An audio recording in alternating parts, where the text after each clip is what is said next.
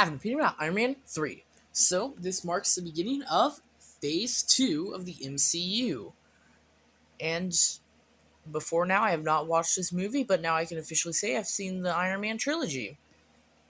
And so, yeah, we see Tony Stark um, talking to someone about stuff going on after the Battle of New York.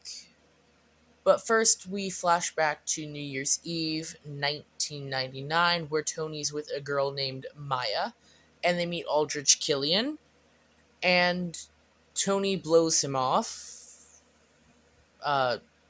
Yeah. And then Aldrich Killian kind of holds a grudge about that.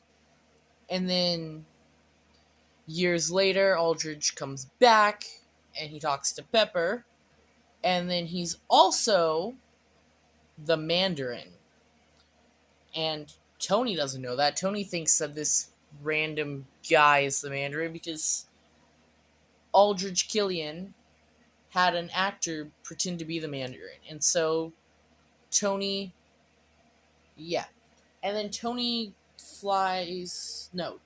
Tony's house gets destroyed with Pepper and him and Maya all in it.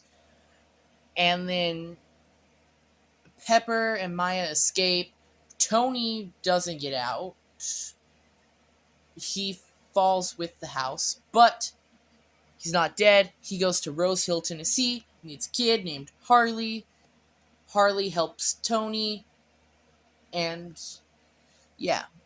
And then Tony leaves the Mark 42 with Harley so Harley can fix it. Tony goes and does some investigating.